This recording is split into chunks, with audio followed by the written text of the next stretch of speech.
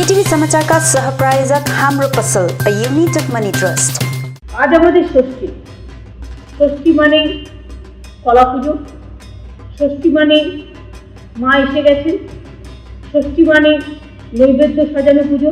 Covid নিয়ে আমাদের অনেকেরই মন খারাপ, অনেককে আমরা হারিয়েছি, অনেকে পুজোর মধ্যেও ছুটি পাচ্ছে না, কিন্তু আজকে মনে আনন্দ থেকেও অনেকে নিরানন্দেও আছে। কিন্তু তবু খারাপ আসবে, সংকট আসবে, সেগুলোকে পেরিয়ে যাওয়ার নামে জীবন। ভালো থাকুন, সুস্থ থাকুন, আনন্দ করুন, মা দুর্গাকে আবাহন করুন, আনন্দ করুন। জয় জয় জয় জয় জয় জয় জয় বাংলা মা দুর্গার জয়।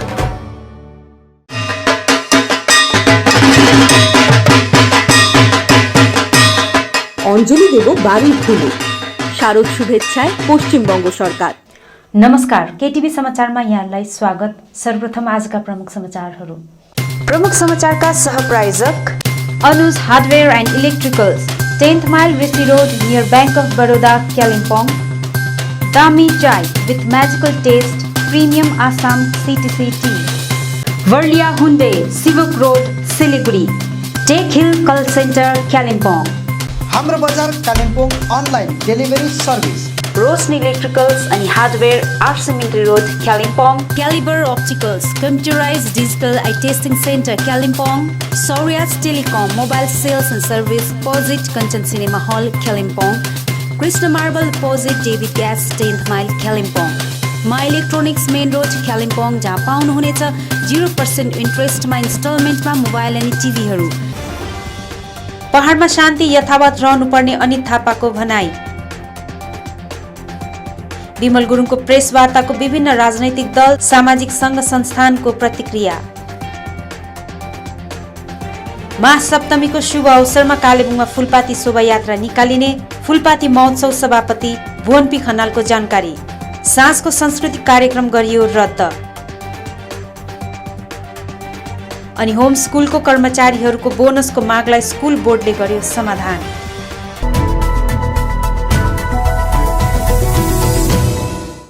विमल गुरुङ पहाड चढ्ने कुरामाथि बोले अनित थापा। अशान्त पहाडलाई 2017मा जसरी हामीले आगोमा हाम फालेर शान्ति स्थापित गरेका थियौं, त्यो शान्ति यथावत रहनुपर्छ भन्ने कुरा आज GTA अध्यक्ष अनित थापाले गरेका छन्। सिलगढी स्थित पिन्टल भिलेजमा पत्रकारहरूसँग कुराकानी गर्दै थापाले पहाडका जनता शान्तिप्रिय रहेको बताएका छन्। 2017 देखि नै हामी एलायन्स गर्छौँ। हामीले हेऱ्यौँ हामी सरकारसँग मिलेर काम गर्नुपर्छ, जो सरकारको पार्टी छ उसँग हामी एलायन्स गर्नुपर्छ भने हामीले सोच बनाएर हामी लाग्यौँ। अनि हामी त्यो सोचमा अहिले पनि छौँ। हिजो मेरो धेरैपल्ट हाम्रो सुश्री ममता ब्यानर्जीसँग ओभर द फोन पनि बात भयो, उहाँसँग प्रत्येक डेभलपमेन्ट बातचित भएरै हुन्छ हाम्रो। हामीले हाम्रो पाहाडको लागि राम्रो चिताउनुपर्छ, भलो चिताउनुपर्छ, इमोसन र एग्रेसिभ भएर हुँदैन। ममता ब्यानर्जीको जुन भिजन छ कि हाम्रो यो पाहाडको उन्नति, पाहाडको बेरोजगारलाई रोजगार दिने, पाहाडमा डेभलपमेन्ट गर्ने उहाँको भिजनले नै हामी हिँड्दैछौँ। र उहाँको भिजन अहिले विमलजीले कता कता बुझे जस्तो मलाई लाग्यो। सरकारसँग मिलेर काम गर्दा चाहिँ हाम्रो दाजुभाइहरूले नोकरी पाउँछ, काम पाउँछ भन्ने भइरहेको छ। त्यही कारण हिजो मेरो म्याडमसँग धेरैपल्ट फोनमा बात भयो। हामी यो डेभलपमेन्ट एकदमै अवेर छौँ। अब हेर्नुहोस्, एउटा कुरो हामीले व्यवस्था चलाउँछु, गुड एडमिनिस्ट्रेसन चलाएर देखाउन सक्ने एउटा क्षमता हुनुपर्छ। हामीले यो 2-3 वर्षमा प्रुभ गरिदिइसकेको छौँ एउटा एडमिनिस्ट्रेसन भएर। यो जुन यो 3 वर्षको भित्रमा हामीले कति विकास गऱ्यौँ, कति मान्छेलाई रोजगार दियौँ, कोभिडको लडाइँमा हामी कति अगाडि बढ्यौँ भन्नुहोस्। अब GTA व्यवस्था अहिले हामी सुचारू रूपले चलाइरहेको छौँ, अगाडि पनि यसरी नै हामी चलाउँछौँ। र हामी भिजनरी लिडरको अगाडि काम गर्छौँ। हाम्रो सोच त्यहीँ मेल नखाएर चाहिँ हामी अगाडि बढेको। हामीलाई शिक्षित लिडर चाहिन्छ भनेर हामी अगाडि बढेको। जो हामी एउटा शिक्षित जमात लिएर अगाडि बढ्नुपर्छ। हामीलाई दार्जिलिङको विकास, हाम्रो आउने नानीहरूको भविष्यको कुरा आउँछ। यो पोलिटिक्स आउँछ जान्छ, राजनीतिक भनेको त्यस्तो ट्विस्ट एन्ड टर्न हुन्छ, त्यो भएर यो नयाँ कुरो होइन हेर्नुहोस्। तर हामीलाई दार्जिलिङलाई राम्रो विकसित दार्जिलिङ बनाउनु, राम्रो दार्जिलिङ अगाडि लानु, एउटा स्वच्छ वातावरण ल्याउनु हामी प्रयास गर्छौँ। यो प्रयास हाम्रो कन्टिन्यू जारी रहन्छ। अब हेर्नुहोस्, मैले तपाईँलाई ठिकै भन्नु, राजनीतिमा दुश्मन पनि हुँदैन, दोस्ती पनि हुँदैन। तर मैले कोसिङ मैले मेरो पाहाड राम्रो हुन्छ हेर्नुहोस्।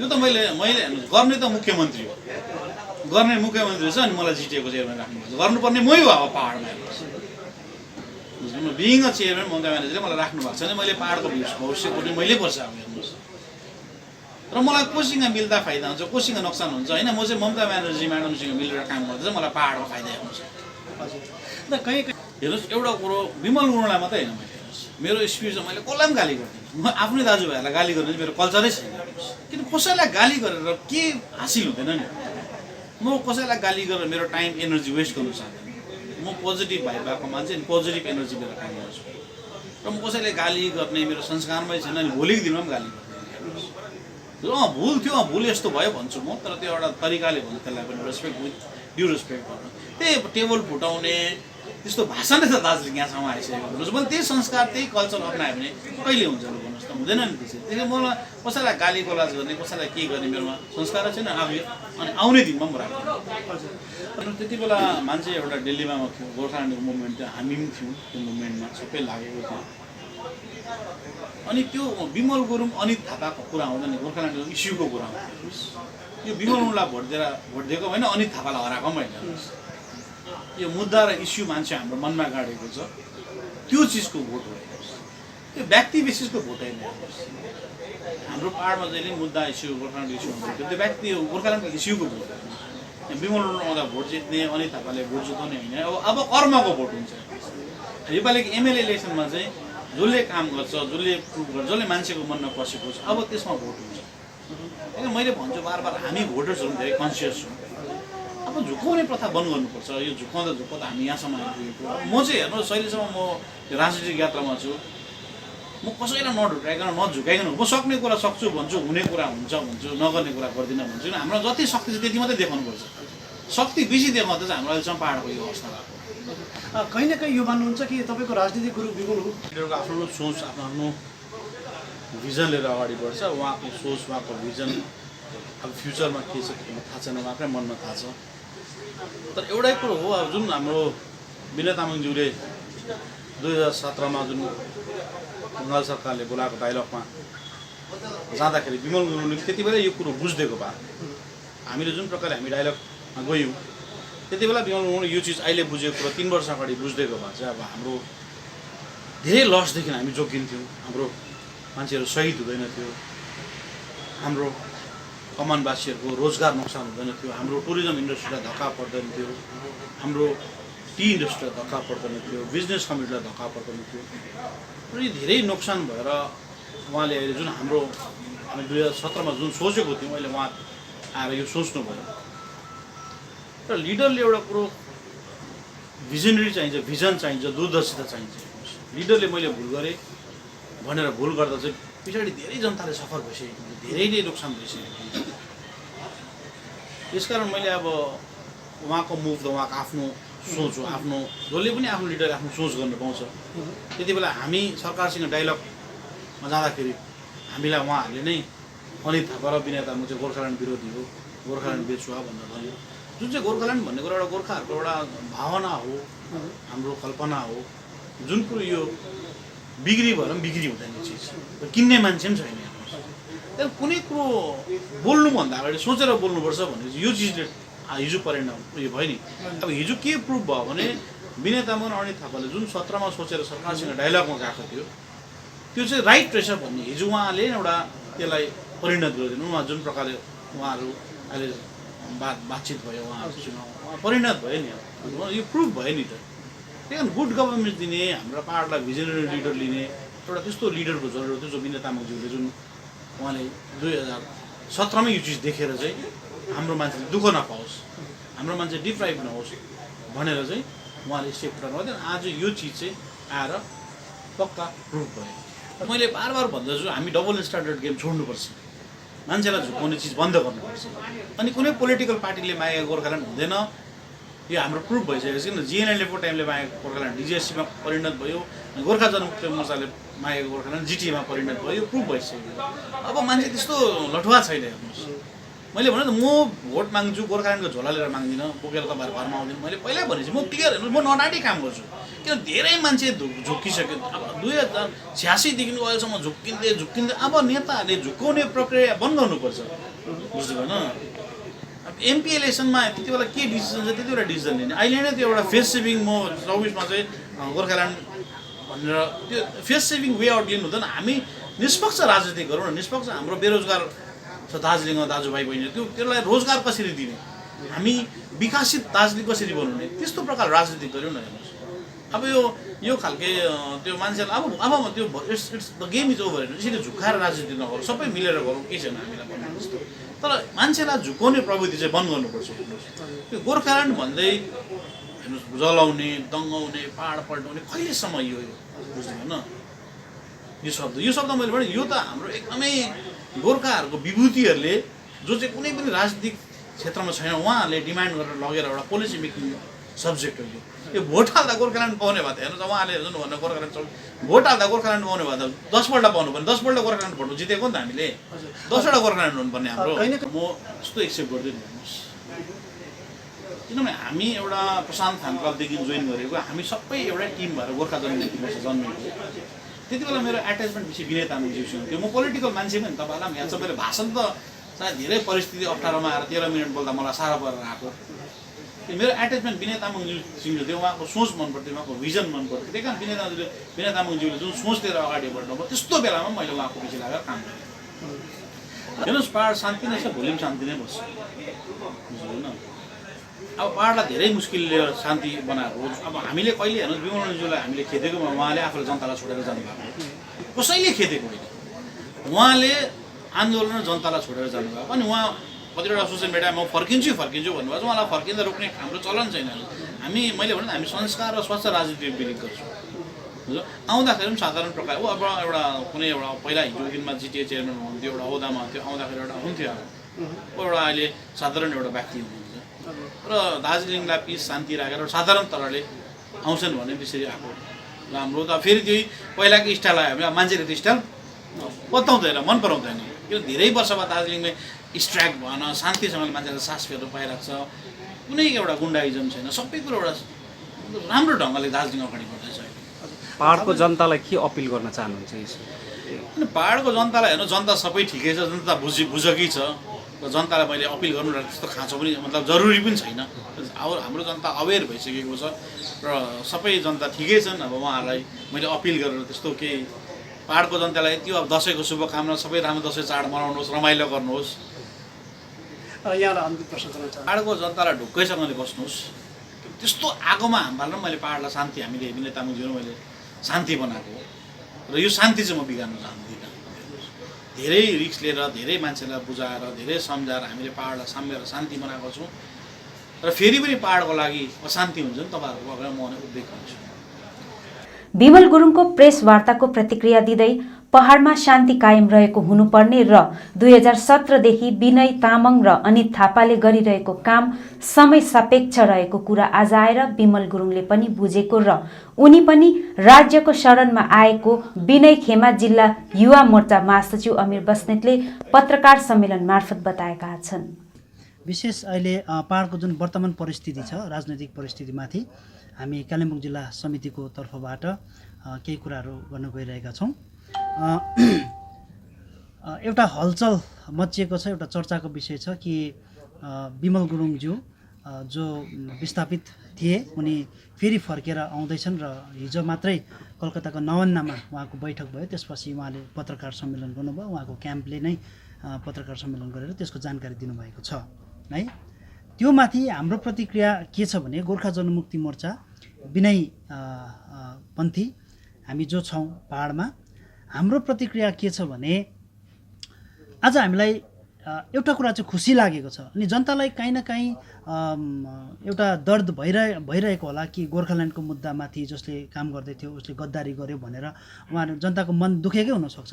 तर त्यसको बिचमा पनि एउटा खुसीको कुरा चाहिँ के हो भने पहाडमा फेरि भावनाको आन्दोलन, भावनाको राजनीति है, झुटो राजनीति, झुटो आश्वासनमाथिको राजनीति, जनतालाई छक्याउने मात्रै राजनीति चाहिँ अब हुने छैन भन्ने कमसेकम एउटा लाइन क्लियर भएको छ है। अनि जनताले पनि यो कुरा बुझेको छ कि आजसम्म जसरी झुक्काए है, जे पनि भएको छ त्यो कुरा प्रष्ट भएको छ है। त्यसले गर्दाखेरि अब यो के भयो भने एउटा तरङ्ग आउनुपर्ने थियो। त्यो तरङ्ग आइसकेपछि एउटा अब शान्त वातावरण छ, त्यहाँदेखि उताको नयाँ परिस्थितिहरूको सृजना हुन्छ। 2017 सालमा श्रद्धेय विनय तामाङज्यू र अनित थापाज्यूले राज्य सरकारसँग जुन सम्झौता गरियो, अनि जुन सम्झौता गरेपछि बिमल गुरुङ क्याम्पले अनि बिमल गुरुङज्यू आफैले पनि माटो बेच्यो, आन्दोलन बेच्यो, गद्दारी गर्यो भनेर उहाँले एउटा नराम्रो एउटा संज्ञा दिनुभएको थियो है त्यो कार्यक्रमलाई। तर हामी भाग्यवश है एकदमै राम्रो कुरा कि उहाँले नै त्यो दागलाई मेटाउनु भएको छ। हामीले जनता समक्ष गएर भन्यौँ होइन, माटो बेचेको होइन, आन्दोलन बेचेको होइन, तर यो पहाडलाई बचाइएको हो। किनभने यदि त्यति बेला 2017 सालको त्यो भयावह परिस्थितिमा हस्तक्षेप गरेर राज्य सरकारसँग जुन राज्य सरकारले बोलाएको वार्तामा नगएको भए चाहिँ पहाडमा शहीदहरूको सङ्ख्या अझै धेर बढेर जाने थियो भन्ने कुरा हामीले बार बार भन्दै आएका थियौँ। अनि विस्थापित जीवन अझै बेसी युवाहरूले विस्थापित जीवन बिताउनु पर्ने थियो भन्ने कुरा, अझै बेसी युवाहरू जेल जानुपर्ने थियो। अनि पहाडको स्थिति यति डरलाग्दो हुने थियो, कसैको पनि जीवनको निश्चित थिएन। आज के हुन्छ, भोलि के हुन्छ, बिहान निस्केको मान्छे भोलि भरे घर फर्केर घरभित्र पस्छ कि पस्दैन भन्ने त्यस्तो स्थिति थियो। कसैको पनि घर सुरक्षित थिएन, दिदीबहिनीहरू पनि सुरक्षित थिएनन्, पहाडको जवान साथीहरू सुरक्षित थिएनन्। अनि यस्तो भयावह स्थितिबाट बचाउनको निम्ति चाहिँ विनय तामाङज्यू र अनित थापाज्यूले एउटा पदक्षेप लिनुभएको थियो, जसलाई चाहिँ नकारात्मक तरिकाले संज्ञा दिएर माटो बेचेको, धोकाधडी गरेको संज्ञा दिएर आजसम्म प्रचार गरे र जनताको भावनालाई बटुल्न प्रयास गरे। तर अल्टिमेट आएर के भएको छ भने सत्य उदाङ्गो भएको छ। सधैँ थुन्चेले छोप्दा छोप्दा एक दिन डोकोले छोप्ने दिन आउँछ भनिन्छ है, त्यस्तै दिन चाहिँ हिजो आयो र त्यो उदाङ्गो भयो। हामीलाई एउटै कुरामा चाहिँ सेटिस्फाई लागेको छ कि हामीलाई लगाइएको अथवा विनय तामाङज्यू र अनित थापाज्यूलाई लगाइएको दाग चाहिँ बिमल गुरुङ आफैले नै धोए।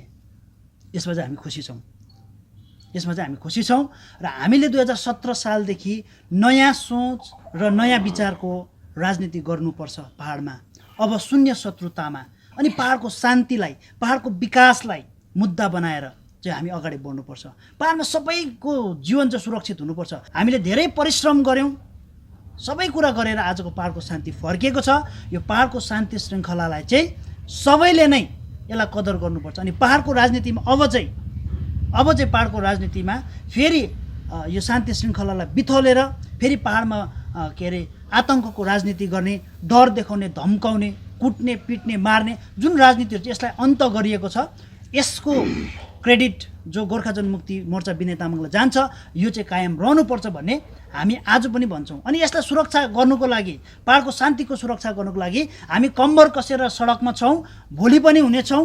जुन जुन परिस्थितिहरू आउँछ, पहाडको शान्ति, पहाडको विकास, पहाडको सम्पूर्ण व्यक्तिहरूको सुरक्षाको लागि चाहिँ हामी सहरमा आउँछौँ। अनि युवा मोर्चाले एउटा नयाँ रणनीति लिएर हामीले 2 वर्षदेखि हामी राजनीति गरिरहेका छौँ। त्यो चाहिँ के हो भने हामीले कसैलाई दग्दी नदिने है, कसैलाई पैसा नउठाउने, पैसा नवसुल्ने, अनि कसैलाई धम्की नदिने, कसैको घरमा ढुङ्गा नहान्ने है, निर्दोषलाई थिचोमिचो नगर्ने, अन्याय अत्याचार नगर्ने, सबैलाई समान रूपले स्वाभिमानको साथमा जिउन दिने, शान्तिसँगले जिउन दिने जुन राजनीति हामीले सुरु गरेका छौँ, त्यसलाई चाहिँ हामी हर सम्भव हर परिस्थितिमा त्यसको सुरक्षा गरेका हुन्छौँ। र हामी सबै युवा साथीहरूलाई पनि भन्छौँ कि हामी अनुशासित भएर राम्रो तरिकाले पहाडको शान्ति आजसम्म जस्तो छ अनित थापा र विनय तामाङको हातमा उहाँले जसरी काम गरेको छ त्यसलाई अझै बढाएर लानुपर्छ। हाम्रो लागि एकदमै राम्रो कुरा हो कि हाम्रो दोषहरू मेटिएको छ, अनि दोष जसले लगाए उसले नै आज आएर हाम्रो दोष मेटेको छ। त्यसले गर्दा हामी खुसी छौँ कि पहाडको मान्छेले पनि सत्यता बुझे, अल्टिमेट पहाडको जनताले नै यो सत्यता बुझे कि कसले चाहिँ गोर्खाल्यान्डको नाममा धोका दिइरहेको थियो, कसले चाहिँ गोर्खाल्यान्डको नाममा राजनीति गरिरहेको थियो भन्ने कुरा स्पष्ट भएको छ। हामी स्पष्टवादी मानिसहरू हौँ, हामी स्पष्टसँगले राजनीति गर्न चाहन्छौँ। हाम्रो राजनीति चाहिँ सत्यता र यथार्थमा उभिएको हुन्छ। हिजो पनि उभिएको थियो, हामी भलै इलेक्सन हार्यौँ, 2019को लोकसभा इलेक्सन हार्यौँ, उपचुनाव पनि हार्यौँ दार्जिलिङको विधानसभाको, तर पनि हामीले त्यो ध्येयलाई मर्न दिएनौँ।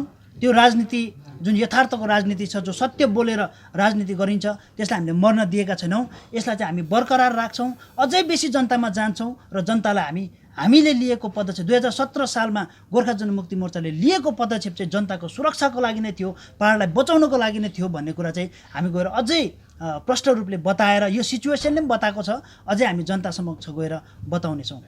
2007 सालदेखि बिमल गुरुङले पहाडको धेरै मानिसहरूको हत्या गरेको र भविष्य अन्योलमा पारेको आरोप लगाउँदै अभागोली नेता प्रताप खातीले बिमल गुरुङलाई अब जनताले स्वीकार नगर्ने बताएका छन्।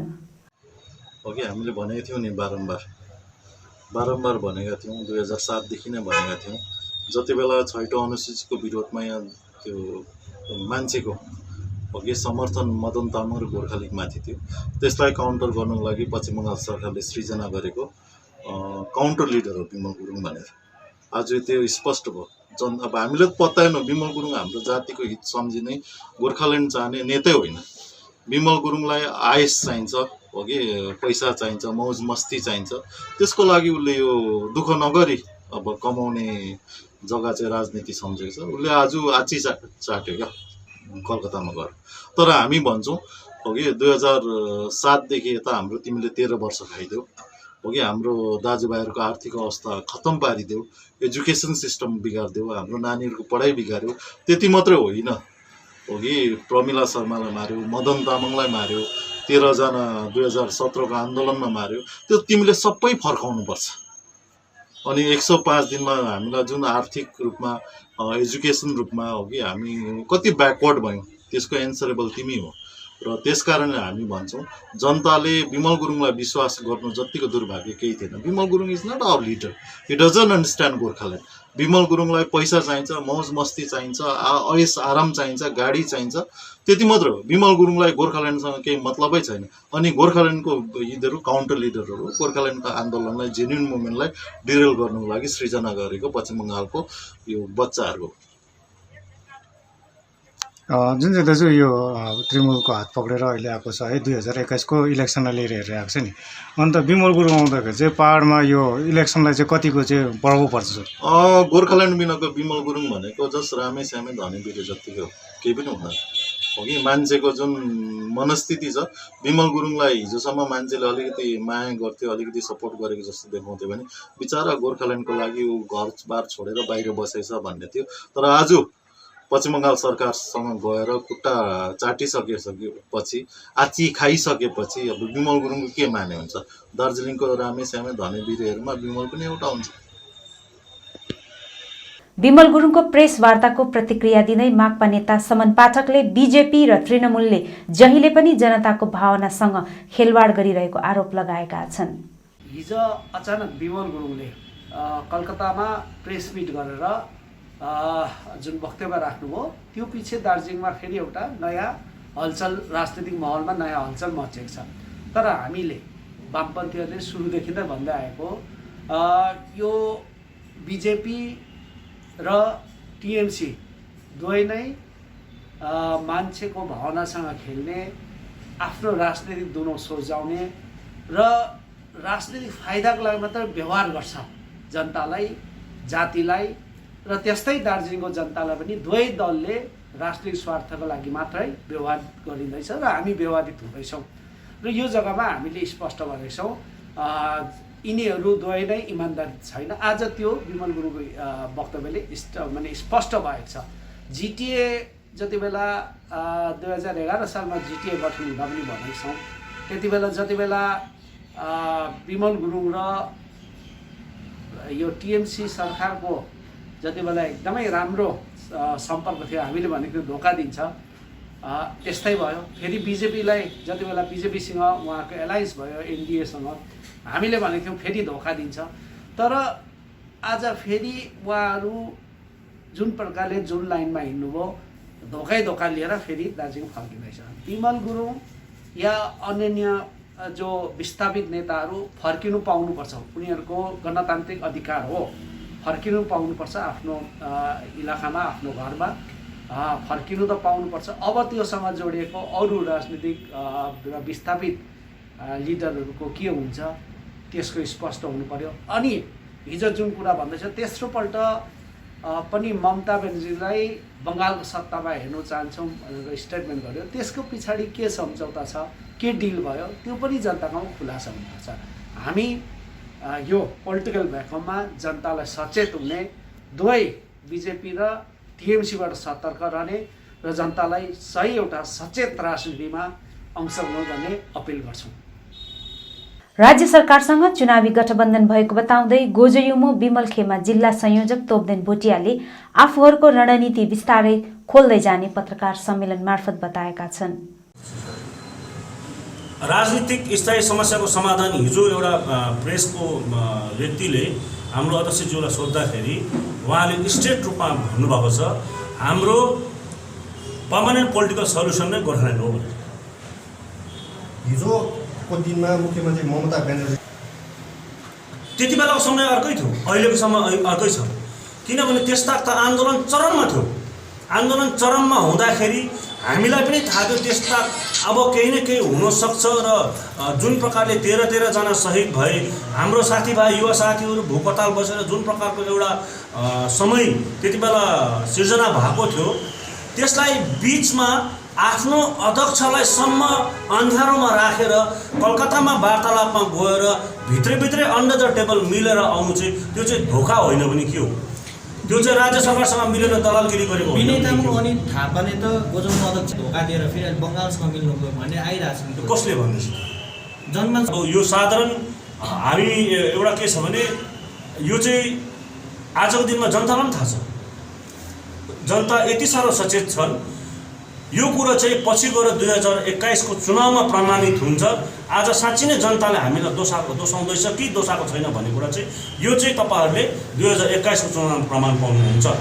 तर यहाँ जति पनि हाम्रो ती व्यक्तिहरू जो छ पहिलाबाटै उनीहरू हिलोमा डुबिसकेको छ, आज ती व्यक्तिहरूले हामीलाई प्रश्न गर्न चाहिँ सुहाउँदैन। त्यो अलिकति आफ्नो हदबाट बाहिर गएको हुन्छ। किनभने विगतमा पनि हामीलाई थाहा छ 2019 को चुनावमा पनि जसले चाहिँ एकदम घोरसँगले गोर्खाल्यान्डको विरुद्धको कुरा गरेर गयो, तर जब आफ्नो चुनावमा हारिसकेको बादमा एकजना नेताले राजनीतिबाट म रिजाइन दिन्छु भनिसकेको बादमा पनि फेरि ऊ आफ्नो वचनबाट चुक्यो। त्यो त छोडेर उनीहरूको आफ्नो मुद्दामै थिएन गोर्खाल्यान्डको विषयमा, तर हामीलाई खालि उनीहरूले चम्काउने इन्स्टिगेट गर्ने काम गर्यो। हामीलाई एकदम गोर्खाल्यान्ड भनेर जनतामा कन्फ्युजन ल्याउने काम गर्यो। हामीलाई जहिले पनि दबाउ सृष्टि गर्ने काम गर्यो। किनभने त्यति बेला हामी त्यो परिस्थितिमै थिएनौँ। भन्नु पऱ्यो भने हामी त दिउँसै निक्लेर प्रेस वार्ता गर्नु पनि हामीले मनमाथि आफ्नो मुटुमाथि कति ढुङ्गा राखेर हामी बोल्नु पर्थ्यो, त्यो हामीलाई मात्रै थाहा छ। त्यसमा हामीले त्यो भारतीय जनता पार्टीसँग अहिलेसम्म एउटा हाम्रो जुन चाहिँ एउटा सम्बन्धको एउटा जुन चाहिँ हाम्रो राजनीतिक धर्म थियो, हामीले त्यो ननिभाउनु कुनै पनि कहीँ पनि जग्गा छोडेनौँ। तर अन्तिम चरणमा आएर पनि जब हामीलाई थाहा भयो यो त भाले पो रहेछ, यसले त अन्डा नदिने रहेछ, यो त पोथी होइन रहेछ भनेर थाहा भयो, तब हामीले अब यो कदम उठाउनु हाम्रो पार्टीलाई। विगतको दिनमा केन्द्र सरकारले ट्राइपार्टाइट टक बोलाएको थियो। ट्राइपार्टाइट टक बोलाउँदाखेरि पनि जुन चाहिँ एउटा फेडरल स्ट्रक्चरमा जुन प्रकारको एउटा राज्य सरकारको पनि त्यति नै महत्त्वपूर्ण कुरा त्यहाँ हामीले त्यो भान भइसकेपछि हामीले पनि यही कतिवटा रणनीति लिएरै अपनाउँदैछौँ। र हो हामीले एनडिएसँग हाम्रो सम्बन्ध टुट्यो। एनडिए चाहिँ एउटा पोलिटिकल पार्टीको अलायन्स हो। तर भोलिको दिनमा जब हाम्रो मुद्दाको विषयमा हामी जब तर्कमा जान्छौँ त्यति बेला हामी हाम्रो केन्द्र सरकारसँग हामी त्यति बेला तर्क गर्छौँ नि, केन्द्र सरकारमा जान्छौँ। तर त्यसमा एउटा भारतको संविधानको फेडरल स्टेटको हैसियतको खण्डमा चाहिँ राज्य सरकारको पनि त्यो त्यत्तिकै महत्त्वपूर्ण तपाईहरुलाई यति बेलासम्म किन संघीय ढाँचामा जानुपर्छ भन्ने हुँदै पनि हामीले सबभन्दा ठुलो कुरा चाहिँ हामीले भारतीय जनता पार्टीमाथि ठुलो विश्वास राख्यौँ। अन्तिम चरणसम्ममा पनि भाजपाले र अमित शाह स्वयं कालिम्पोङको होम्स ग्राउन्डमा आएर म ती 5000 विस्थापित दाजु साथीभाइहरूलाई पनि फर्काएर ल्याउँछु भन्ने जुन चाहिँ वाचा गरेर गयो। सङ्कल्प पत्रमा लेखेको 2टा बुँदाको त कुरा टाढै छोड्थ्यौँ। हाम्रो आज विस्थापित दाजुभाइहरू एकजना फर्काएर ल्याउने काम पनि गरेनौँ। अनि यसपालिको हाम्रो अध्यक्ष महोदयज्यूको रणनीतिमा चाहिँ हाम्रो मुद्दा त त्यहाँ छँदैछ, हाम्रो मुद्दालाई पटक्कै छोडेको छैनौँ। तर सँगसँगै सबभन्दा महत्त्वपूर्ण कुरा के छ भने हाम्रो ती 5000 जति पनि विस्थापित साथीभाइहरू छ जसले यो 3 वर्षमा आफ्नो आमा आफ्नो बाबा बितेर जाँदाखेरि पनि मुखाग्निसम्म दिनु सकेन, कोरासम्म बस्नु सकेन, त्यस्तो विस्थापित दाजुभाइहरू आज के घर फर्किनु उहाँहरूको अधिकार छैन? आज ती विस्थापित दाजुहरू घर फर्किँदाखेरि धेरैजनालाई के समस्या हुँदैछ? आज हामी त्यो भन्न चाहन्छौँ। आज कमसेकम ती विस्थापित दाजुभाइहरू त हाम्रै गोर्खाको छोरा हो। आज हामी ती विस्थापित दाजुभाइहरू पनि घर फर्किने एउटा कांग्रेससित सम्झौता गरेर फर्किँदा विस्थापितलाई फाइदा होला, गोजमुङमध्ये विमल गुरुङलाई फाइदा होला, तपाईँको कार्यकर्तालाई फाइदा होला, जनतालाई के फाइदा हुन्छ? यो चाहिँ समयले बताउनेछ।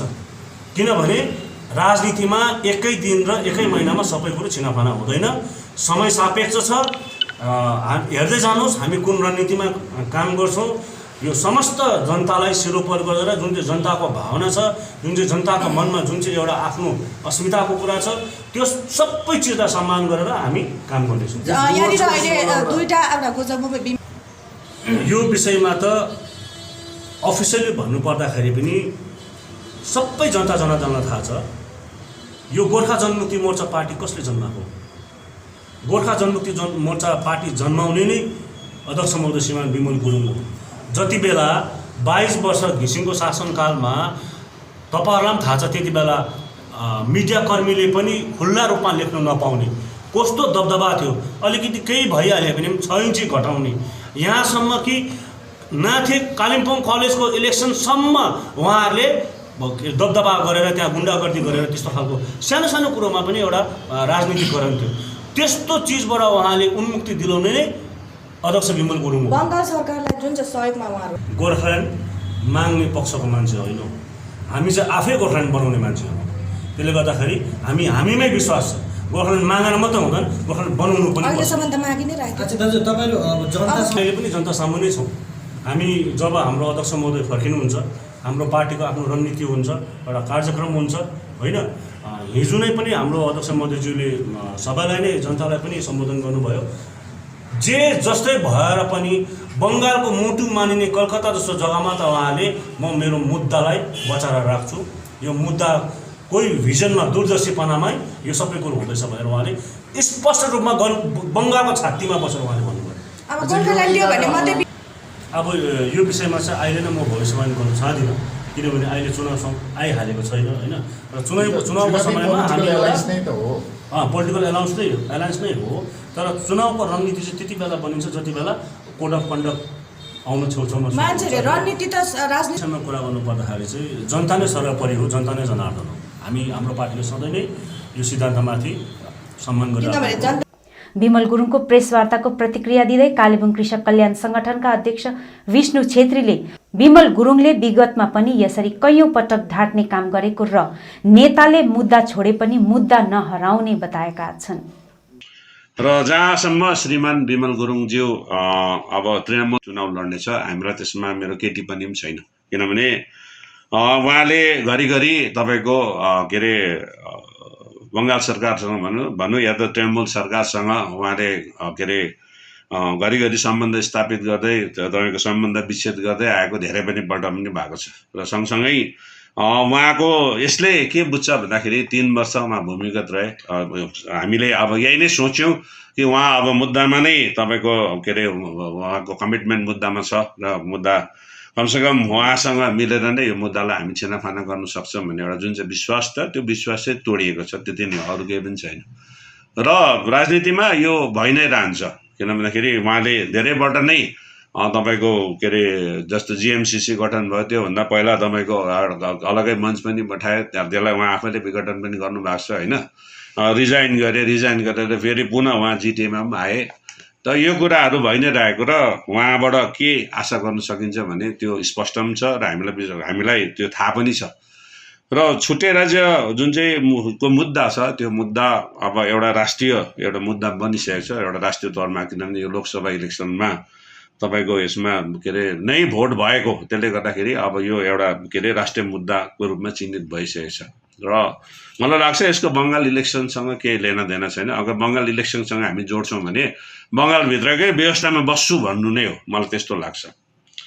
अब आज यो चाहिँ किन भयो भन्दाखेरि एउटा सानो मेरो आफ्नै एउटा अब्जर्भेसन, हामी गलत पनि हुन सक्छौँ।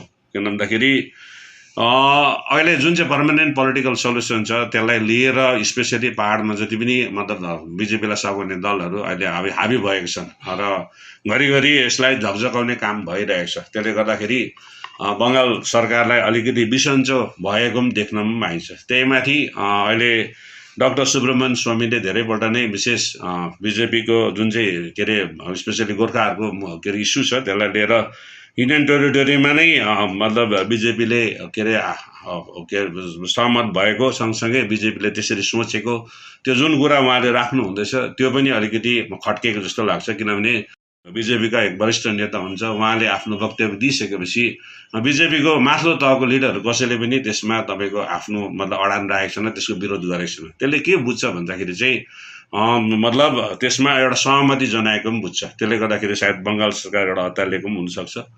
र तेस्रो चाहिँ छ विशेष अब सामने इलेक्सन छ र हिजो मात्रै 17औं लोकसभा इलेक्सनमा तपाईँको जुन हिसाबले तपाईँको भोट हारेको छ र कसरी हुन्छ फेरि पहाडलाई आफ्नो सिट आफ्नो पक्षमा गर्ने त्यो दिशामा पनि बङ्गाल सरकारले सोचेर नै सायद के अरे श्रीमान बिमल गुरुङज्यूको चाहिँ हातेमाले गरेको पनि हुनसक्छ। र जेसुकै होस्, तर कुरा चाहिँ के छ भन्दाखेरि जनता छुट्टै राज्यमा नै विश्वास गर्छ, जय गोर्खामा नै विश्वास गर्छ। र कुनै पनि लिडर तपाईँको ले के अरे मुद्दासँग सम्झाउँदाखेरि त्यो मुद्दा सम्झौता हुने कुरा पनि होइन। र छुट्टै राज्यको मुद्दा थियो, छ र रहने नै छ। र सँगसँगै एक दिन हामी विश्वास पनि छ एक दिन यसको छिनाफानी पनि हुन्छ भनेर हामीले विश्वास गर्छौँ। किनभने यसको आफ्नै पृष्ठभूमि छ, यसको आफ्नै इतिहास छ र सँगसँगै यो संविधानभित्र नै तपाईँको संवैधानिक के अरे अधिकारभित्र नै पर्ने गर्छ। त्यसले गर्दाखेरि मलाई लाग्छ बिमल गुरुङ तृणमूल काङ्ग्रेससँग मिलेर भोलि भोट लड्छन् भने त्यो उहाँको निर्णय हो, त्यसमा हाम्रो केही भन्नु पनि छैन। किनभने राजनीतिमा यस्तो भइ नै रहन्छ। तर एज अ गोर्खा एउटा सङ्गठनकै एउटा के अरे अध्यक्षको हैसियतले मलाई लाग्छ जति पनि मुद्दामा विश्वास गर्छन् भोलिको दिनमा मुद्दालाई नै हेरेर नै भोट हाल्नेछ। र हामीलाई विश्वास छ एटलिस्ट कमसेकम हामी जो पनि अहिले अब छौँ जसले चाहिँ मुद्दामा विश्वास गर्छ भने भारतीय जनता पार्टीलाई कमसेकम एउटा रणनीति बनाएर प्रेसराइज पनि गर्ने र अब समय पनि आयो जस्तो लाग्छ मलाई। विशेष दार्जिलिङ तराई र डुवर्सको जति पनि अब जानकारहरू छन्, बुद्धिजीवीहरू छन् र संस्थाहरू जति पनि छन्, चाहे राजनीतिक अर्थनीति अब एउटा मञ्चमा आएर मुद्दालाई छिनाफाना गर्ने दिशामा हामीले पहल गर्नुपर्छ भन्ने चाहिँ अहिले समयको माग पनि छ, मेरो विचार पनि छ। र त्यसले गर्दाखेरि म विशेष उहाँको जुन चाहिँ अब उहाँको दलको जुन चाहिँ अब के अरे अडान छ त्यो अडानमा हाम्रो केही पनि भन्नु छैन। किनभने घरिघरि नै हामीलाई धोका दिएको छ, हामीलाई तपाईँको झुकाएको छ। त्यसले गर्दाखेरि के अरे यसपालि झुकाउँदाखेरि त्यसमा कुनै नयाँ कुरा चाहिँ छैन। तर यसले एक दुईवटा कुरा चाहिँ के निकाल्छ भने चाहिँ 105 दिनको जुन चाहिँ अब बन्द थियो के त्यो प्रायोजित थियो त? कालिम्पोङको बम ब्लास्ट के प्रायोजित थियो त? र स्पेसली बन्सबेगमा जुन चाहिँ आर्म्स काण्ड भयो के थियो त? र शहीदहरूको रगत र शहीदहरूको तपाईँको सपनासँग हामीले खेलवाड गर्नु हुँदैन। यसले एक दिन चाहिँ पिरोल्छ सबैलाई नै। महासप्तमीको शुभ साइतमा कोभिड-19 दिशा निर्देशलाई पालन गर्दै यसै अनुरूप फुलपाती शोभायात्रा शक्ति स्थानबाट सुरु गरेर शहर परिक्रमा गरिने साथै महामारीलाई मध्यनजर राखेर बेलुकीको सांस्कृतिक कार्यक्रम रद्द गरिएको फुलपाती महोत्सव समिति सभापति भुवन पी खनालले बताएका छन्। हामीले फुलपाती महोत्सव समिति मार्फत फुलपाती शोभायात्रा भोलि हाम्रो हुनेछ र यसचोटि विशेष गरेर यो कोभिडको सङ्क्रमणको कारणले गर्दा हामीले सरकारी दिशानिर्देशलाई अक्षरश पालन गरेका छौँ र जिल्ला प्रशासनको अनुरोधलाई अनि सरकारी जुन गाइडलाइन छ त्यो गाइडलाइनलाई हामी पूर्ण रूपमा पालन गर्छौँ। तथापि एउटा हाम्रो धार्मिक, हाम्रो सांस्कृतिक, एउटा वैचारिक, हाम्रो एउटा मनमा छुने, हाम्रो एउटा चाड, मनमा लाग्ने एउटा चाड, हाम्रो एउटा परम्परा र संस्कृतिसँग जोडिएको चाड भएको कारणले गर्दाखेरि हामीले केही सङ्घ संस्थानहरूलाई पत्रचार गर्ने काम हामीले अघिबाटै गरिसकेका छौँ र उहाँहरूको उपस्थितिमा त्यहाँका हामीले प्रतिनिधिहरूलाई मात्र बोलाएका छौँ। ससाना नानीहरूलाई नल्याइदिने आग्रह गरेका छौँ अनि बुढापाकाहरूलाई पनि नल्याइदिने आग्रह गरेका छौँ। हामीले केवल युवा युवतीहरू अलिकति उमेर अलिक माथि पुगेका वृद्ध चाहिँ होइन त्यस्ता व्यक्तिहरूलाई मात्र समेटेर जातीय संस्कृति र परम्परालाई कायम राख्दै फुलपाती शोभायात्रा भोलि माँ देवी शक्ति स्थान परिसरबाट हामी निकाल्नेछौँ र सबैलाई 9:30 बजी हामीले मेला ग्राउन्ड परिसरमा आइदिन अघिबाटै आग्रह गरेका छौँ र त्यहाँबाट हामी 10 बजी हाम्रो शोभायात्रा निस्कनेछ। सरकारी गाइडलाइन अनुसार हामीलाई 20 जनाको ग्रुप बनाएर क्रमबद्ध रूपमा एकदमै सोसियल डिस्टेन्स मेन्टेन गरेर छोड्ने उहाँहरूको निर्देश छ र त्यही अनुसार त्यो निर्देशनलाई हामी पालन गरेर नै हामी शोभायात्रा निकाल्नेछौँ सरकारी गाइडलाइन अनुसार। अनि शोभायात्राले मेन रोड हुँदै 10 माइलसम्म पुगेर आरसी मेन्द्री रोड हुँदै बागधारा भएर मेला ग्राउन्डमा आइसकेपछि कार्यक्रमको समापन हुनेछ। र यो जातीय संस्कृति र परम्परासँग जडित विषय भएको कारणले गर्दा यो फुलपाती शोभायात्रा हामीले आयोजना गरिरहेका छौँ। तर जिल्ला प्रशासनसँग हाम्रो हिजो बैठक भयो, आइसी साहबसँग पनि हाम्रो बैठक भयो अनि जिल्ला प्रशासनको पनि उहाँहरूको अनुरोध भएको कारणले गर्दा चाहिँ हामीले बेलुकाको कार्यक्रम चाहिँ स्थगित गरेका छौँ। पछिबाट हामी यो जब स्थिति साम्य हुन्छ त्यति बेला गर्छौँ र फुलपातीको जुन बेलुकाको कार्यक्रम छ, बेलुकाको कार्यक्रम जुन हामीले थुप्दिन भुटियाहरू, हाम्रो याङ्की यल्मोहरू, जुन विशिष्ट कलाकारहरूलाई निम्ताएर यहाँका स्थानीय गायक गायिकाहरूलाई निम्ताएर बेलुकाको कार्यक्रम जुन गर्ने सोच बनाएका थियौँ, तथापि प्रशासनको एउटा अनुरोध छ, उहाँहरूको एउटा रिक्वेस्ट छ, त्यसलाई हामीले पालन गर्नै पर्छ किनभने त्यो सबैको निम्ति हो उहाँहरूले भनेको। र यो कुरालाई पालन गरेर बेलुका 2:30 देखि उसो हुने बेलुकाको जुन कार्यक्रम छ त्यो कार्यक्रम चाहिँ हामीले अहिलेलाई स्थगित गरेका छौँ। गोर्खा संस्कृति संरक्षण समितिद्वारा 9 दिवसीय रूपमा गोर्खा शक्तिथानमा दुर्गा पूजा सम्पन्न गरिरहेको छ। यसैबीच कोरोना महामारीलाई मध्यनजर राखेर प्रत्येक वर्ष आयोजना गरिने फुलपाती शोभायात्रा शहरमा परिक्रमा नगरेर केवल शक्तिथान वरिपरि परिक्रमा मात्र गरिने तथा सम्बर्धना कार्यक्रम भने कोभिडको दिशा निर्देश अनुरूप गरिने सचिव ज्योति कार्कीले जानकारी दिएकी छन्। लकडाउनमा परिरहेको थियो मुस्लिमको जो हाम्रो दाजुभाइ दिदीबहिनीहरूले उहाँहरूले आफ्नो फेस्टिभल लकडाउनमा थियो उहाँहरू, त्यसरी नै कतिजनाले आफ्नो फेस्टिभल मनाउनु पाएन। तर हामी त एकदमै लकी छौँ र यो माकै ब्लेसिङ हो कि उहाँलाई हामीले कमसेकम पूजा गर्नु पाएको छौँ। तर उहाँलाई हामीले पूजा गर्दा, उहाँलाई हामीले मान दिँदा, हामीले पनि आफैले चाड मनाउँदा त हामी आफैले प्रोटोकलहरू मेन्टेन गर्नु पर्यो र त्यसैले गर्दा हामीले चाड पनि मनाउँछौँ, हामीले माको पनि सबै उत्सर्ग गर्छौँ, उहाँलाई हामी मान्छौँ। र भोलि फुलपाती शोभायात्रा जुन चाहिँ हामीले त्यो हाम्रो यथावतै हुनेछ, तर हामीले जुन प्रकारले यो शोभायात्रा हामी सहर परिक्रमा गर्थ्यौँ त्यो चाहिँ हुँदैन हाम्रो। र त्यसैले गर्दा चाहिँ हामीले हाम्रो पण्डितजीहरूसँग है, जान्ने व्यक्तिहरूसँग हामीले कोही बेला हाम्रो कुनै त्रुटिले गर्दा होइन कालिम्पोङलाई नबिथोलोस् भनेर चाहिँ हामीले सल्लाह गऱ्यौँ र सल्लाह गरे अनुसार चाहिँ हामीले हाम्रो मन्दिर परिसरभित्र नै हाम्रो माको परिक्रमा हामी गर्नेछौँ भोलि। अनि त्यसरी नै हाम्रो जुन चाहिँ सम्मान गर्ने है हाम्रो एउटा यो परम्परा हामीले कायम राखेको छौँ कि कालिम्पोङलाई कसैले केही दिन्छ भने उहाँहरूलाई हामीले चाहिँ सम्मान गर्नुपर्छ। विगत केही दिन अघिदेखि कालेबुङको प्रसिद्ध स्कुल डाक्टर ग्राम्स होम्समा शिक्षकगण र स्कुलको कर्मचारीहरू 6th पे कमिसनको माग गर्दै आइरहेका छन्। अहिले आएर बोनसको माग गर्दै कर्मचारीहरू आन्दोलनमा ओर्लिएका छन्। यसै विषय आज बोर्ड सदस्यहरूले पत्रकार सम्मेलन मार्फत स्कुलको आर्थिक अवस्था राम्रो नभएको बताएका छन्। स्कुलमा हाल 376 जना कर्मचारी कार्यरत रहेको, तथापि कोरोना महामारीले गर्दा विद्यार्थीहरूको शुल्क भने जम्मा भइ नसकेको बताउँदै बोर्ड भाइस चेयरम्यान प्रफुल्ल रोयले आर्थिक बोझ भइरहेको भए तापनि कर्मचारीहरूको बोनसको मागलाई बिस्तारै समाधान गरिने सम्झौता गरिएको बताएका छन्। उनीहरूले भन्दै थियो बोनस दिनु भनेर, हो यो पालिको बोनस हामीले चाहिँ भनेको थियौँ कि बोनस दिनु अप्ठ्यारो पर्छ किनभने अघि यहाँ हाम्रो डाक्टर शारणले भनेको जस्तो अहिले योपालि हाम्रो एकदमै आपत परिरहेको छ, सबैलाई आपत परिरहेको छ नि, घर घरमा आपत परिरहेको छ होइन। अन्त स्कुललाई पनि स्कुलको मेन अर्निङ जुन चाहिँ सोर्स थियो हाम्रो फिज कलेक्सन त्यो भएकै छैन, 2 करोड जस्तो फिज आएकै छैन। अन्त त्यस कारणमा हामीले हाम्रो इम्प्लोइज भाइहरूलाई भाइ बहिनीहरूलाई भनेको छौँ कि हामीलाई अप्ठ्यारो पर्छ योपालि फिज बोनस दिनु भनेर भन्दाखेरि उनीहरूले एकदमै इन्सिस्टै गरि नै रह्यो। अब यहाँ हाम्रो 3 जना एडमिनिस्ट्रेटर्सहरूलाई त त्यो स्कुलको अफिसमा धेरै दिनको लागि त्यहाँनिर बन्द पनि गरेर राख्नुभयो।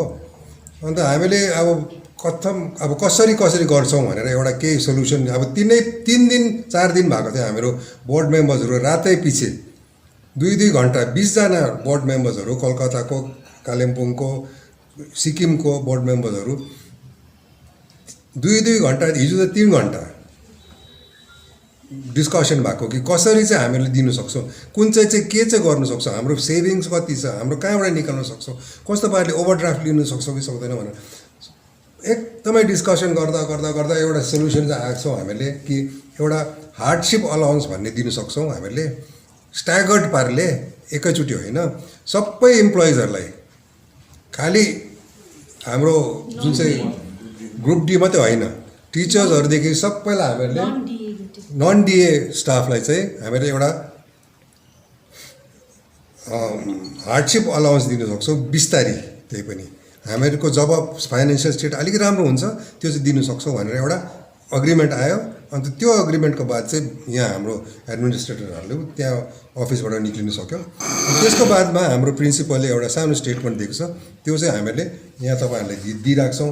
त्यसको एउटा नेपाली ट्रान्सलेसन चाहिँ यहाँ प्रवीण भाइले, हेडमास्टरले अहिले ट्रान्सलेसन भइरहेको छ, सबै भइरहेको छ।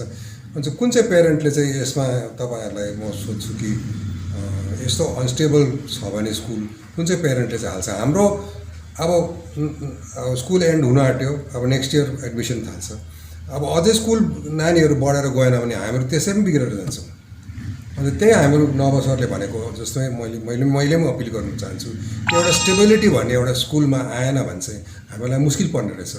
हामीहरू बोर्ड अफ म्यानेजमेन्टले मात्रै सक्दैनौँ यो, हामीहरू अपिल गर्छौँ सबैलाई कि तपाईँहरूको जुन चाहिँ डिमान्डहरू छ हामीहरू पक्का 100% हेर्छौँ। हामीले स्कुलको फाइनेन्सियल कन्डिसन राम्रो भयो भने तपाईँकै पैसा हो नि, यो त बोर्ड अफ म्यानेजमेन्टको थोरै पैसा हो।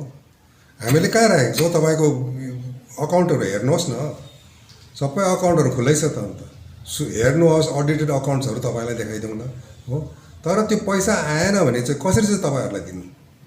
अन्त नानीहरू चाहियो नि त हामीलाई। त मेन चिज चाहिँ हामीको नेक्स्ट इयर स्कुल जब यो कोभिड ओभर भएर केही हुन्छ होला, हो कोभिड पनि ओभर, स्कुल थाल्दाखेरि हाम्रो नानीहरू अझै बढेन भने चाहिँ हामीलाई अप्ठ्यारो पर्छ। हल्ला भयो कि हामीले 6 करोड पाउँदैछौँ भनेर धेरैजना मान्छेहरू सम्झिरहेको छ होला कि होम्सले 6 करोड पाइरहेको छ, त्यही कारण पूजा बोनस दिनु पर्छ भनेर। तर त्यो 6 करोड चाहिँ हाम्रो त्यहाँ माथिको चर्चको लागि हो।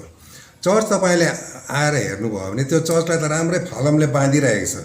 त्यो चाहिँ त्यो पैसा हामीले अहिले पाएको होइन, 2 वर्ष अगाडि पाएको। 2 वर्ष अगाडि पाएर त्यसबाट 2 करोड भन्दा त्यति त चलि पनि सक्यो। त्यो पिडब्लुडी छ त, त्यो पैसा हाम्रोमा छैन। त्यो पैसा चाहिँ पिडब्लुडी छ, उनीहरूले नै कन्ट्र्याक्ट गर्छ, उनीहरूकै मान्छे आउँछ, उनीहरूकै काम हुन्छ। हाम्रो छेउछाउमा पैसा देखा पनि पर्दैन त्यो हो। त्यो पैसा चाहिँ तपाईँहरूले बुझ्नु पर्यो जनता। त्यो पैसा चाहिँ हाम्रोमा एउटा 1 पैसामा आएको छैन, आउँदैन पनि। उक्त विवादलाई साम्य बनाउन स्कुल बोर्डले सम्झौता गर्न प्रयास गरेको र स्कुल चलाउन साह्रो परिरहेको तथा बन्द हुने परिस्थितिमा रहेको बताउँदै बोर्ड मेम्बर नवरत्न प्रधानले सबै शिक्षक र अभिभावकहरूले यस विषय बुझिदिने आग्रह गरेका छन्। अहिलेको जङ्क्चरमा चाहिँ कुनै पनि सरकारले अहिले विशेष गरी गभर्मेन्ट अफ वेस्ट बेङ्गलले हामीले ब्याङ्क्रप्सी डिक्लेयर गरिहालेको छैनौँ है। अब त्यो गर्नु उचित हुन्छ कि हुँदैन त्यो पनि हामीले सोचेर गर्नु पर्यो। अनि अहिलेको जुन सरकारको हालत छ है, जस्तो एउटा इक्जाम्पल म दिन्छु, हामी पेन्सन होल्डर हौँ है। अब 2016देखिको इफेक्टिभ 6th पे कमिसन आयो, अहिलेसम्म हामीहरूको पेन्सन रिभाइज भएको छैन, किनभने सरकारकोमा पैसा छैन। उहाँहरूले सिधै भने अहिले जति दिँदैछु त्यसले चलाउँदै गर है। हामीलाई त डाइरेक्टली चिठी त आएन, तर टेलिफोनिकली भनेको छ कि तपाईँहरूको चाहिँ हामी अहिले कन्सिडर गर्दैनौँ। तर जो अहिले किन तपाईँहरू त पाउँदैछ नि त अलिकति भए पनि हो, तर जसले पाएको छैन उनीहरूको चाहिँ हामी पहिला दिन्छौँ भन्ने चाहिँ अब सरकारको त्यो अवस्था छ।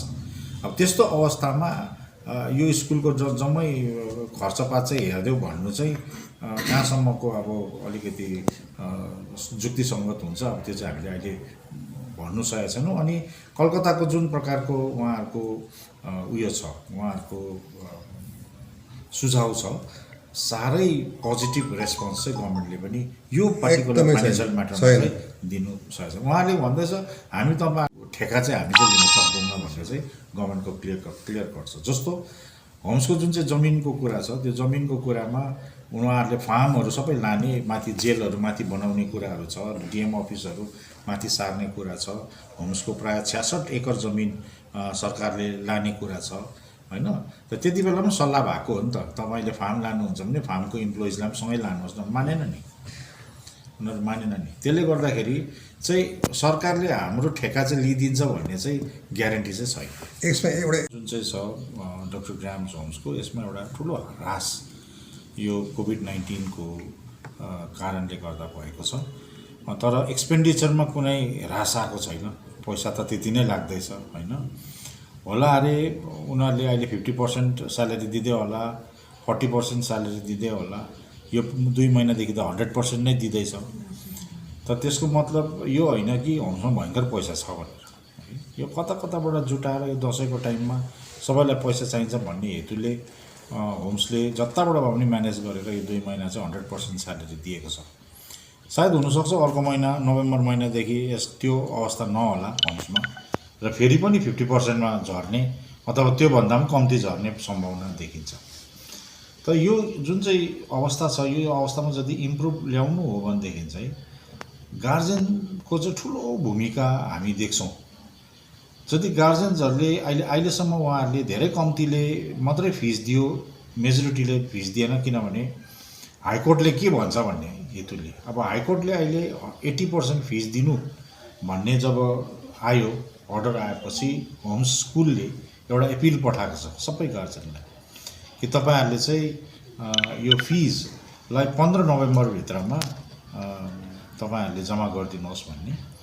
र आज विशेष बोर्ड म्यानेजमेन्टको तर्फबाट अनि स्कुलको तर्फबाट र अहिलेको परिस्थितिलाई मध्यनजरमा राखेर हामी प्रत्येक होम्सको गार्जेनलाई यही बिन्ती बिछाउन चाहन्छौँ कि 15 नोभेम्बरको जुन चाहिँ डेडलाइन छ त्यसलाई चाहिँ त्यो पछि सर्नु नपरोस्। त्यो भित्रमा तपाईँहरूले आफ्नो जुन चाहिँ एरियर फिजहरू छ त्यो फिजहरू चाहिँ तपाईँहरूले जम्मा गरिदिनु भयो भनेदेखि चाहिँ केही हदसम्म हामीहरूले अहिलेको जुन परिस्थितिमा होम्स गुज्रिरहेछ त्यहाँबाट अलिकति भए पनि राहतको सास फेर्ने मौका होम्सले पाउँछ कि भन्ने हामीले आशा साँचेका छौँ र गार्जेन्सहरूलाई हाम्रो आग्रह छ। अनि त्यही सिलसिलामा हामी टिचर्सहरूलाई, स्टाफहरूलाई, हुन त उहाँहरूले पनि अब दुःख भोगिरहेछ हामी थाहा छ, तरै पनि अब उहाँहरू चाहिँ डाइरेक्टली होम्ससँगै कनेक्टेड भएको कारणले गर्दा चाहिँ उहाँहरूले केही दिनसम्म चाहिँ उहाँहरूको यो सबै मागहरूलाई अलिकति बिसाएर, चौतारामा बिसाएर अलिकति होम्सको इकोनोमिक स्टेटस अलिकति हामीले बेटर बनाउन सक्यौँ, राम्रो बनाउन सक्यौँ भनेदेखि बादमा चाहिँ बसेर टेबलमा बसेर यो एजिटेसनहरू नगरेर टेबलमा बसेर यो माजराहरूलाई सुल्झाउने चेष्टा गऱ्यौँ भनेदेखि चाहिँ राम्रो हुन्छ होला भन्ने चाहिँ मेरो चाहिँ एउटा विश्वास छ। अनि बोर्डको तर्फबाट म सबैलाई आग्रह पनि गर्न चाहन्छु। होम्स स्कुलको सम्पूर्ण अवस्थाबारे जानकारी गराउँदै प्रधान अध्यापक नवीन प्रधानले पुरानो गरिमामय स्कुलको आर्थिक अवस्था अहिले आएर राम्रो नभएको बताएका छन्। डाक्टर ग्राम्स होम्स जसले नानीहरूलाई 100 वर्षभन्दा बेसी सेवा पुर्याउँदै आइरहेको थियो वा छ, अहिले आपतकालीन घडीमा परेको छ, जसले यसको अस्तित्वमा एउटा ठुलो प्रश्न चिन्ह लगाएको छ। कयौँ दशकदेखि आर्थिक चपेटमा परेको अनि हालको कोभिड-19 पेन्डेमिकले यसको भविष्य साह्रै अनिश्चित बनाएको छ। एकापट्टि स्कुलको रेभेन्यू आउने स्रोतहरू सुक्न थालेको छ अनि अभिभावकहरूले पनि अनलाइन क्लासहरू चलिरहे तापनि आफ्ना नानीहरूको फिस तिर्नमा ढिलाइरहेका छन्। अर्कोपट्टि स्कुलमा कार्यरत स्टाफ एन्ड एम्प्लोइजको बढेको भत्ताको माग छ। आफ्ना स्टाफ एन्ड एम्प्लोइजको लेजिटिमेट मागहरू पुरा गर्न प्रतिबद्धता भए पनि अहिले घडीको आर्थिक अवस्थाले यसको उपलब्धि असम्भव नै देखिँदैछ। हालैको कर्मचारीहरूको आन्दोलनलाई पन्छाउन केही हदसम्म सफल भएको छौँ, जसमा उनीहरूको भत्ताको माग थियो, तर स्कुलको पुर्खादेखि लिएर आएको समस्याहरूले भविष्यलाई यस्तो भयावह अवस्थाले यहाँ कार्यरत कर्मचारी, नानीहरू अनि म्यानेजमेन्टहरूलाई मात्र असर नपरेर भूतपूर्व छात्रहरू अनि यसबाट आफ्नो जीवनयापन गर्ने धेरै मानिसहरूलाई पनि असर पर्नेछ। यसै कारण स्कुलको बोर्ड अफ म्यानेजमेन्टले यो प्रेस विज्ञप्ति दिनु सही ठान्नुभयो, जसद्वारा स्कुलको स्टेक होल्डर्स सरोकारवालाहरूलाई उहाँहरूको समर्थन अनि सहयोगको निम्ति बिन्ती राख्न चाहनुहुन्छ, ताकि भविष्यमा यो स्कुल फेरि पहिला जस्तै फस्टाउन सकुन्। कालेबुङ नगरपालिका, जिल्ला प्रशासन अनि जिल्ला अस्पतालको आयोजनामा कालेबुङ शहरको पूजा पण्डालहरूमा सार्वजनिक रूपमा कोरोना र्यापिड टेस्ट गरिने भएको छ। आजबाट उक्त कार्यको थालनी गरिएको छ। यस अवसरमा पूजा पण्डालमा रहेका स्वयंसेवक भक्तजनहरूको र्यापिड टेस्ट गरिने भएको छ। कोरोनाको संक्रमण रोक्न अपनाउनु पर्ने सावधानी विषय पनि सचेतना गरिने नगरपालिका कोभिड सुपरभाइजरले बताएका छन्। कालिम्पोङ नगरपालिकाको स्वास्थ्य टोलीले ऱ्यापिड एन्टिजेन हामीले जतिवटा पेन्डलहरू यहाँनिर पूजा कमिटीहरूले जति पूजाको पेन्डलहरू अर्गनाइज गरेको छ त्यो जग्गाहरूमा हामीले ऱ्यापिड एन्टिजेन टेस्टको सुविधा ल्याइदिएको छौँ। आज 22 तारिक 22, 23, 24 र 25 यो दिनहरूमा हामीले विभिन्न जग्गामा कालिम्पोङ सहरको विभिन्न जग्गामा जहाँ पूजाको पेन्डलहरू छ या क्राउडेड जहाँ मान्छेहरूको बेसी भिड हुँदैछ, जस्तो हाट बजारमा, सिके चोकहरू, आरसी मिन्ती रोड, यो जग्गाहरूमा चाहिँ हामीले ऱ्यापिड एन्टिजेन टेस्टको फेसिलिटी गरेको छौँ, ताकि म्याक्सिमम यो दसैँमा म्याक्सिमम मान्छेले टेस्ट गरोस् र यो बिमारी जुन चाहिँ कोभिड-19 छ यो फैलिनुदेखि रोक्नुको लागि विशेष गरी हामीले एउटा यो जमर्को कसेर यो स्वास्थ्य विभागको नगरपालिका स्वास्थ्य विभागको टिमले ऱ्यापिड एन्टिजेन टेस्ट गरिरहेको छ र हामी सबैलाई जनतालाई हामी रिक्वेस्ट गर्छौँ कि उहाँले कोअपरेट गरोस्, आएर भोलिन्टरी टेस्ट गरोस् भनेर हामीले यो शिविर राखेको छौँ। र आज कालिम्पोङ म्युनिसिपालिटीको तत्त्वावधानमा है यहाँ हामी आइसी बङ्गलो अगाडि है आज कोभिड टेस्ट गरिरहेका छौँ है। पुलिस कमिटीद्वारा आयोजना गरेको पूजा पण्डाल अगाडि है र हाम्रो एउटा गभर्मेन्टको गाइडलाइन्स थियो है। गभर्मेन्टको गाइडलाइन्स अनुसार चाहिँ हरेक पूजा पण्डालमा गएर टेस्ट गर्नुपर्ने है र हामीले त्यो पूजा पण्डालमा अब आज स्टार्टिङ डे वान हो, आज हामीले सर्वप्रथम यहाँ यो पण्डाल अगाडि हामीले टेस्ट गरेका छौँ है। र भोलिको दिन आरसी मेन्ट्री रोड, हाट बजार है हाम्रो विभिन्न जग्गामा पेन्डलहरू राखेको हुन्छ है टेस्टिङ गर्ने डे बाई डे, र तपाईँहरू त्यहाँ प्रशस्त मान्छे मात्रामा आएर टेस्ट गर्ने होस् है। कुनै टेस्ट गर्नेको पैसा लिँदैन होइन, कुनै उयो तपाईँहरूलाई केही प्रब्लम हुँदैन, टेस्ट भएर पोजिटिभै आयो भने हामी प्रोभाइड गर्छौँ कहाँ लानुपर्ने के गर्नुपर्ने है। पश्चिम बङ्गाल सरकारको कृषि विभाग अन्तर्गत सुफल बाङ्ला योजना मार्फत आलुको बिउ 25 रुपियाँ प्रति केजी बिक्री गरिएको र कसैले पनि सरकारी सुलभ मूल्यमा बिउ लिन सक्ने मणि ट्रस्ट चेयरम्यान सुभाष मणि सिंहले जानकारी दिएका छन्। बङ्गाल सरकारको एउटा एग्रिकल्चर मार्केटिङ विभाग अन्तर्गत एउटा स्किम आएको थियो, त्यो चाहिँ सुफल बाङ्ला भन्ने जुन चाहिँ एउटा सरकारी निकाय छ राज्य सरकारको, र त्यो निकायबाट चाहिँ अहिले राज्यमा पश्चिम बङ्गाल राज्यमा एकदमै सब्सिडाइज रेटमा आलु जुन चाहिँ छ डिस्ट्रिब्युट गर्ने एउटा स्किम रहेको थियो। र अब यहाँ कालिम्पोङमा कालिम्पोङ रेगुलेटेड मार्केट जो छ उहाँले विभाग भने यो विभागबाट चाहिँ हामीलाई माने पत्रचार गरेको थियो कि यो जुन चाहिँ स्किमलाई इम्प्लिमेन्ट गर्नुको लागि चाहिँ मनी ट्रस्टको जुन चाहिँ अब धेरै अलरेडी हामीले विभिन्न अरू सरकारी जुन चाहिँ स्किम्सहरू हामीले ब्लक लेभलमा गरेको हुनाले यो जुन चाहिँ आलुलाई पनि त्यहाँ बाँडिदिने, त्यो एउटा डिस्ट्रिब्युट गर्ने हामीलाई निवेदन आएको व्यापक हामीले कालिम्पोङको 3वटा जिल्लामा यो आलु जुन चाहिँ छ सब्सिडाइज रेटमा हामीले बाँडेको हौँ। र आज चाहिँ यो मनी ट्रस्टको जुन चाहिँ मुनि हाम्रो पसल छ त्यो हाम्रो पसलको यो मेन यो तपाईँको आउटलेट पनि यहाँनिर बाट नै आज हामीले यो एउटा डिस्ट्रिब्युसन कार्यक्रम पनि राखेको। र विशेष यो स्किममा चाहिँ के छ भने राज्य सरकारले पहिला चाहिँ 3 केजी गरेर प्रत्येक व्यक्तिलाई या घरलाई चाहिँ 3 केजी आलु दिने, अनि त्यो जुन चाहिँ आलुको मूल्य पनि 25 रुपियाँ केजी गरेर दिने त्यो एउटा गाइडलाइन्स आएको थियो। र तर पछि फेरि के भयो भने 4 केजी पनि दिनु सक्छ भनेर फेरि अर्को गाइडलाइन्स आयो। तर हाम्रो चाहिँ अलरेडी जति पनि ब्लक लेभलमा एसएचजी ग्रुपहरूकोबाट हाम्रो रिक्वेसन आएको थियो र त्यही अनुसारले चाहिँ 17,000 केजी पहिला आयो र त्यो चाहिँ हामीले फेरि जम्मै ट्रस्टले आफ्नो जति पनि यहाँनिर अब कोअर्डिनेटरहरू छ उहाँहरूको माध्यमबाट चाहिँ हामीले सक्दो एसएचजी ग्रुपहरूको मार्फतबाट चाहिँ हामीले 3-3 केजी डिस्ट्रिब्युसन गऱ्यौँ। र यो स्किम चाहिँ डिसेम्बर महिनासम्म चल्नेछ। र कसैलाई पनि यो अब यो स्किम अन्तर्गत आलु तपाईँलाई चाहिन्छ भने या त एसएचजी ग्रुपले एउटा बल्कमा उठाउँछ भनेदेखि लिएर उहाँले एसएचजी ग्रुपको एउटा लिस्ट तयार गरेर त्यसमा प्रेसिडेन्ट सेक्रेटरी क्लस्टरको प्रेसिडेन्ट सेक्रेटरीहरूले सही गरेर त्यो लिस्ट हामीलाई बुझाउनु भयो भने त्यही लिस्ट अन्तर्गत चाहिँ हामी तपाईँहरूलाई आलु प्रोभाइड गरिदिनेछौँ र यो स्किम चाहिँ डिसेम्बरसम्म चल्नेछ। अब अन्तमा आजका प्रमुख समाचारहरू फेरि एकचोटि। पहाडमा शान्ति यथावत रहनुपर्ने अनित थापाको भनाई। विमल गुरुङको प्रेस वार्ताको विभिन्न राजनैतिक दल सामाजिक संघ संस्थानको प्रतिक्रिया। महासप्तमीको शुभ अवसरमा कालेबुङमा फुलपाती शोभायात्रा निकालिने फुलपाती महोत्सव सभापति भुवन पी खनालको जानकारी। साँझको सांस्कृतिक कार्यक्रम गरियो रद्द।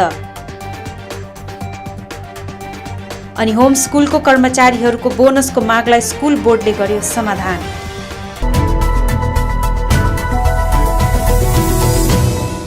हवस् त दर्शकवृन्द, यो थियो अहिलेको समाचार। भोलि अन्य समाचारको साथ उपस्थित हुनेछौँ।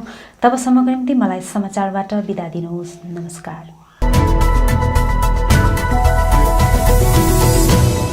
আজ আমাদের ষষ্ঠী। ষষ্ঠী মানে কলা পুজো, ষষ্ঠী মানে মা এসে গেছেন, ষষ্ঠী মানে নৈবেদ্য সাজানো পুজো। কোভিড নিয়ে আমাদের অনেকেরই মন খারাপ, অনেককে আমরা হারিয়েছি, অনেকে পুজোর মধ্যেও ছুটি পাচ্ছে না। কিন্তু আজকে মনে আনন্দ থেকেও অনেকে নিরানন্দেও আছে। কিন্তু তবু খারাপ আসবে, সংকট আসবে, সেগুলোকে পেরিয়ে যাওয়ার নামে জীবন। ভালো থাকুন, সুস্থ থাকুন, আনন্দ করুন, মা দুর্গাকে আবাহন করুন, আনন্দ করুন। জয় জয় জয় জয় জয় জয় জয় বাংলা, জয় বাংলা, মা দুর্গার জয়।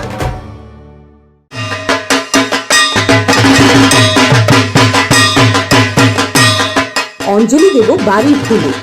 শারদ শুভেচ্ছায় পশ্চিমবঙ্গ সরকার। अन्त्येष्टि कार्यको सूचना। लोअर बङबस्ती गुम्बा गाउँ निवासी नर्बु छिरिङ लेप्चाको गत 5 अक्टोबर 2020 को दिन आकस्मिक निधन भएको थियो। यसर्थ उहाँको घेवा अर्थात् संग्ल्योन आगामी 25 अक्टोबर 2020 को दिन निज वासस्थान लोअर बङबस्ती गुम्बा गाउँ कालेबुङमा सम्पन्न हुने भएकोले आफन्तजन, इष्टमित्र, बन्धुबान्धव एवं शुभचिन्तकहरू सबैलाई उपस्थित भइदिने निवेदन गरिन्छ। विनीत श्रीमती जोनी लेप्चा अनि सम्पूर्ण शोकाकुल परिवार।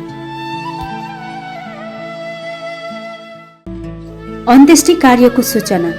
मल्ली बजार निवासी शान्तिमाला प्रधानको गत 15 अक्टोबर 2020 को दिन निधन भएको थियो। उहाँको शवयात्रामा सहभागी हुनुहुने र यस शोकको घडीमा परिवारप्रति संवेदना प्रकट गर्नुहुने सम्पूर्ण आफन्त, इष्टमित्र र शुभचिन्तक वर्गमा आभार व्यक्त गर्दै आगामी 27 अक्टोबर 2020 मङ्गलबारको दिन मल्ली बजार पश्चिम बङ्गाल स्थित प्रधान होटलमा सम्पन्न हुने शुद्धि कार्यमा उपस्थित भइदिन हुन अनुरोध गरिन्छ। विनीत गीता प्रधान, जेठी बुहारी, नरेश प्रधान, गीता प्रधान, माइला छोरा बुहारी, सुरेश प्रधान, गोल्डी प्रधान, कान्छा छोरा बुहारी, पवित्र प्रधान, डीएन प्रधान, जेठी छोरी ज्वाइँ, सुचित्र प्रधान, हरीश राई, माइली छोरी ज्वाइँ, सुमित्र प्रधान, कान्छी छोरी, समस्त नाता नातिनी, पनातिनी एवं सम्पूर्ण शोकाकुल परिवार।